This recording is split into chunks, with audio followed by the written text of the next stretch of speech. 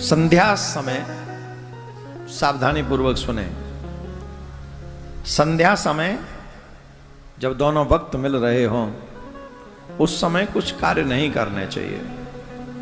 सोना नहीं चाहिए, भोजन नहीं करना चाहिए, स्वाध्याय विद्या अध्ययन नहीं करना चाहिए,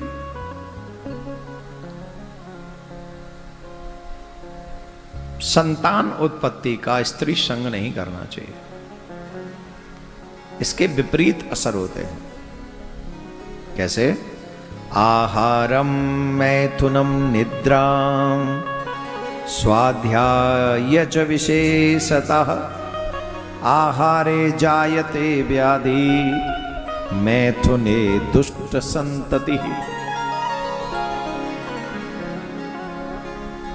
जो मनुष्य संध्या काल के समय भोजन करता है, कुछ भी खाता है, जब संध्या काल समझ गया, सूर्य अस्त हो रहा हो, दोनों वक्त मिल रहे हो, उस समय जो मनुष्य भोजन करता है या कुछ भी आहार करता है, नॉट ओनली भोजन, मैं यहाँ पर डिनर की बात नहीं कर रहा हूँ, चाय के संग बिस्किट की भी बात कर रहा हूँ। एक लोटा चाय और फिर एक प्लेट में 4 बिस्कुट, फिर वो मट्ठियों का एक वो अलग, फिर 4 समोसा, और फिर वो एक तरफ वो बर्गर भी, वो बर्गर नहीं, वो क्या बोलते हैं उसको, सैंडविच। सैंडविच दुष्ट चाहिए किसी को? बताओ, सबको कैसी संतान चाहिए? श्रेष्ठ संतान चाहिए। तो श्रेष्ठ संतान के लिए ये जो संध्या समय है ये सबसे अनुपयुक्त है, सबसे खतरनाक है। संध्या समय जो संतान प्राप्ति की इच्छा करते हैं और स्त्री प्रसंग करते हैं, उनके घर में दुष्ट संतान उत्पन्न लेती है, दुष्ट प्रवृत्ति की संतान उनके घर में होती है, तो उससे भी बचना चाहिए। स्वाध्याय, आजकल सभी बच्चों के ट्यूशन उसी समय पे होते हैं। हाँ जी कि ना जी? इसीलिए उनको याद नहीं रहता। जितना भी स्वाध्याय करना है सूर्य उदय तक ही करना चाहिए। जब तक सूर्य रहें तब तक आप ट्यूशन का भी टाइम रखें और स्कूल का भी टाइम रखें, अथवा वो 45 मिनट गौण कर दें, उन 45 मिनट में न करें, उसके बाद कर लें फिर। लेकिन संध्या समय स्वाध्याय भी नहीं करना चाहिए, पठन पाठन भी नहीं करना चाहिए। उस समय जो ये कार्य करते हैं उनको फिर वो याद नहीं रहता। पूरा 1 महीना मेहनत करते हैं और 5 दिन जैसे नंबर आते हैं। अच्छा बताओ, किस किस को एक्सपीरियंस है कि संध्या समय हम ये पढ़ते थे लेकिन ये मोस्टली याद उतना रहता नहीं था?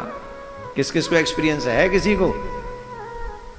तो शर्म आ रही होगी अब हम कैसे कहते हैं, हालांकि कईयों ने हाथ उठाए पर कईयों को शर्म आ रही होगी, फिर तो पापा का पैसा खराब हो जाएगा। आप जब आप नित्य स्नान करते हैं तो आपके नित्य स्नान से परमात्मा प्रसन्न होते हैं। बोलो राधे राधे। अरे राम बजो, धीरे बोल रहे हो तुम तो भाई। आपके नित्य के स्नान से परमात्मा प्रसन्न होते हैं। स्नान को सत्कर्म माना गया है, अच्छा कर्म है स्नान। इसलिए मेरी उनसे निवेदन है जो 15-15 दिन नहाते नहीं है सर्दियों में, चाहे भाई गर्म पानी से नहाओ पर नहाना अवश्य चाहिए, हर दिन स्नान करना चाहिए। जो संध्या करने वाले लोग हैं वो तो दिन में 3 बार स्नान करते हैं, 2 बार तो करते ही हैं। तो इसलिए संध्या स्नान भी बहुत महत्वपूर्ण है, स्नान भी करना चाहिए एवरीडे। कब स्नान करें, कब भोजन करें? भगवान को समर्पित किए बगैर कभी भोजन नहीं करना चाहिए।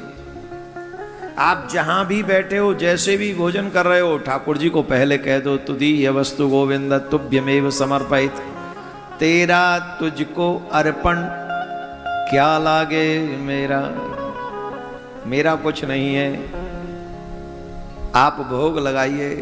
क्या कहना पड़ेगा? आप